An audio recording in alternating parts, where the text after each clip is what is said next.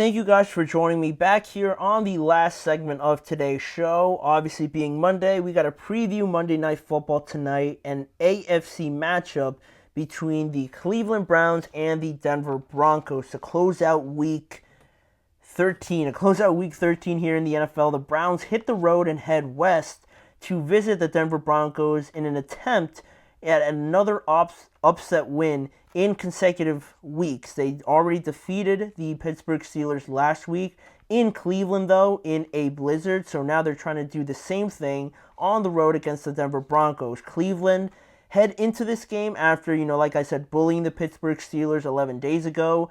This could be the first time at all this season that they win consecutive games. They're 3-8 right now, and obviously with so little wins, you don't really have an opportunity to stack them. So they have an opportunity to do that tonight, facing off against a rookie quarterback in Bo Nix. But while the Denver Broncos also, in that same breath, look to be 3 games above 500 for the first time since 2021, since opening up that season with 3 victories. They currently sit at 7-5 and hold the last wild card spot in the AFC. And like we just talked about with the Dolphins losing and the Colts kind of still being there, kind of not, depending on if you're optimistic about them, it looks like the Broncos are going to be the last team in the playoffs. But again, I say that, you never truly know, but it's looking like it. It's looking like it's going to be the Broncos, the Chargers, the Ravens, the Steelers, the Texans, the Bills, and the Chiefs.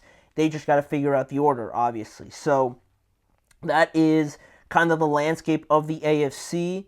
And also in this game, looking at it, it's a reunion between Jerry Jeudy and his former team, the Denver Broncos. After the Broncos traded him this offseason to the Browns, he comes back now to his former home field and is trying to defeat his former team here tonight on Monday Night Football. Also, this offseason, after the trade, the Browns went ahead and extended him right away, so it's good for him, obviously, to get that out of the way and get a contract out of the Browns where he probably wasn't going to get it out of the Denver Broncos. So that's good for him. And he comes in averaging almost 100 yards since Week 8. He's built a pretty good connection with Jameis Winston, so he is definitely going to be looking to continue that hot streak heading into this game against his former team. But he's going to have a huge matchup against probably Pat Surtain in this game, so we'll see who comes out on top. And in terms of this matchup,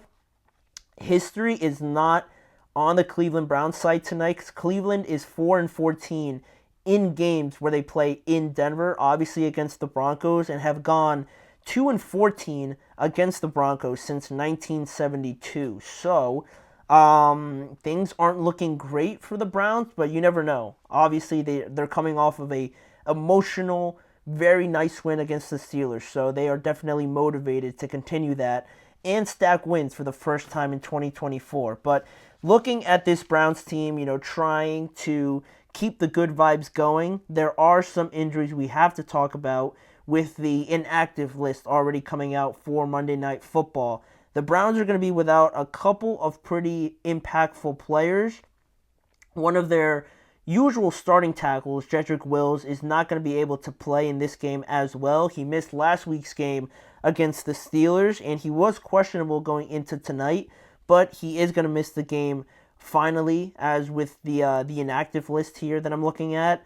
Also, Juan Thornhill, one of their starting safeties, is also going to be inactive for tonight, on top of Cedric Tillman, one of their starting wide receivers, who's also not going to be able to play tonight with an injury as well. So those are usually 3 starters for the Browns that are not going to be able to play tonight. But overall, I think the way things have looked, just at least last week, with one of their best wins in 2024, you have to talk about Myles Garrett. He made a big statement for the Defensive Player of the Year last week against the Steelers with 3 sacks, forcing a fumble, all in the first half against the Steelers. He really destroyed the game plan. It was just all over the field for them in the run game and in the passing game as well. So he's looking to get after the rookie quarterback tonight in Bo Nix. But along with Myles, Jameis Winston has been putting up some solid performances that at least gives them the chance to to win or at least be in these games where, the Browns have nothing to lose, right? They have nothing to lose. They're not really playing for a spot. They're just really trying to play spoiler with all of these games, making the Steelers sweat a little bit, making the Broncos sweat a little bit potentially tonight if they were to lose this game, and then only have a one-game advantage over the Colts or over the Miami Dolphins. That's really what they're trying to do.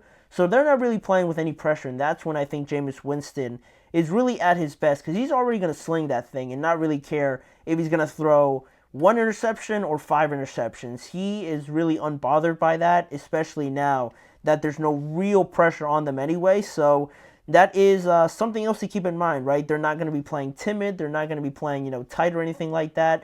There's no reason to. They're not really playing for anything. So the Broncos definitely have a bit more of the weight on their shoulders to kind of continue their positive ways. But speaking about the Broncos and bringing them up, the major injuries for them, some of the inactives for them, is their starting cornerback, Riley Moss. He has been labeled as inactive for tonight. He's not going to be able to go. But other than that, there's not really too many major injuries other than him not being able to play.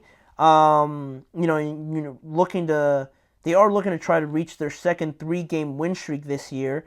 And Bo Nix, Sean Payton just continue to really carry this Denver offense and just impressive team overall, because they were, if you guys have been watching the show, they've really not been one of the teams that I had penciled in to make the playoffs. I really wasn't high on them drafting Bo Nix, and I didn't see how this was all going to work out as well as it has so far.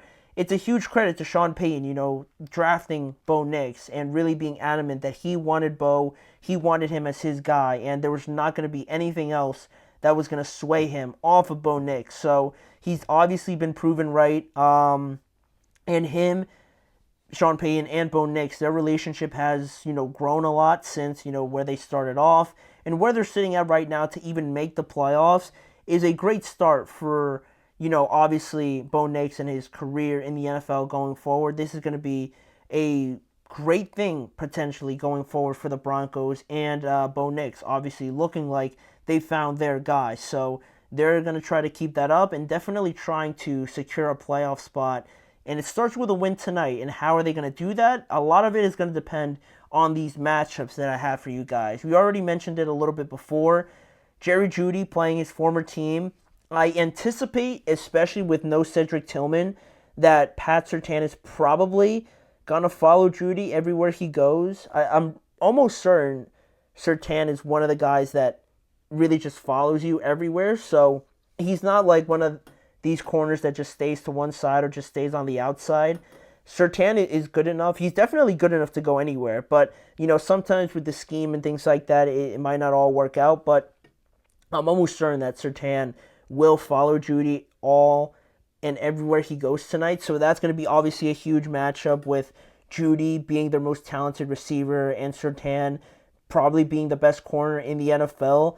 That matchup is going to do a lot. And I don't think Jameis is going to be shy about throwing it his way either. So there's going to be opportunities for interceptions or big catches or anything like that. So that's going to be a massive matchup to watch in tonight's game. Then we're going to look at the Denver defensive line against Cleveland's offensive line as well. Denver leads the league in sacks right now, and Cleveland last week did a very good job of protecting Jameis Winston from that Pittsburgh front line. Jameis did throw an interception. He did fumble as well. But for the most part, they didn't let TJ wreck the game. And, they kept Jameis upright pretty well. So can they do the same thing against a defensive line that leads the NFL in sacks? That's obviously going to be a huge swaying point. That's obviously a huge portion of this Denver defense overall. So if they're able to stop that, it'll play a lot more in their favor, obviously. So that's going to be something. And lastly here, I think what's interesting to look at is going to be the Browns defensive coordinator, Jim Schwartz, a legendary guy. Everybody knows Jim Schwartz as, a master defensive coordinator, right, obviously.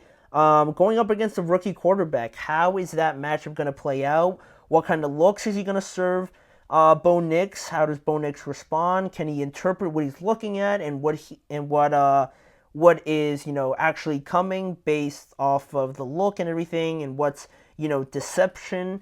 Are they going to try and trick Bo Nix early and often? Are they going to blitz him a lot? All these things I think is super fascinating to watch. A guy with so much experience in Jim Schwartz, and the guys to go out and execute his plan with Miles and Denzel Ward, and I'm blanking on a bunch of their names. Grant Delpit and guys like this on that defensive end. Greg Newsome, another good cover guy.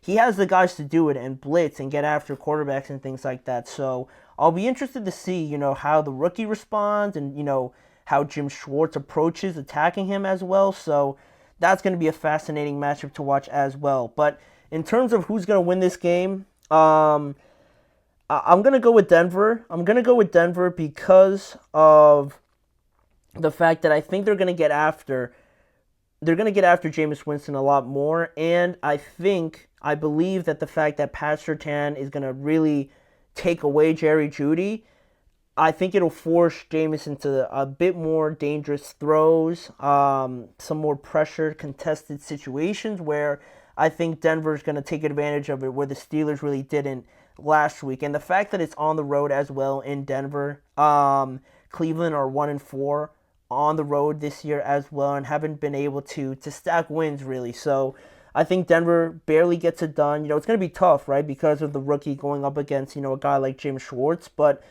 I think Denver has enough to get it done.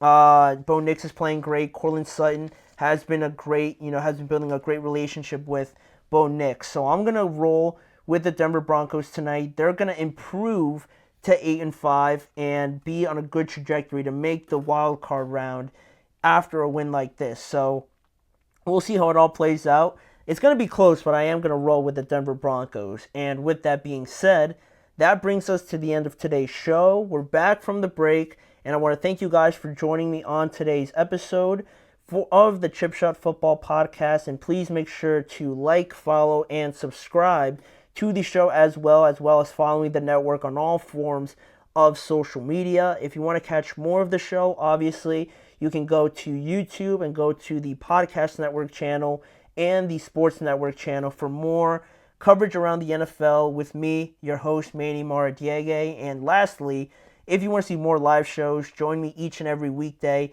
at 6:30 p.m. Eastern Time.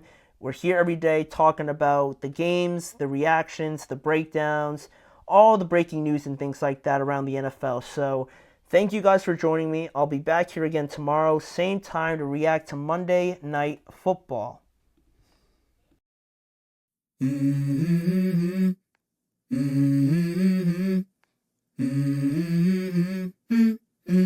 Let's go. I wake up to a little bit of drool on my pillow, feel like it's gonna be a bad day. Yeah, I'm tired of shit, and the coffee ain't hit yet, damn, ain't that great. I don't wanna go to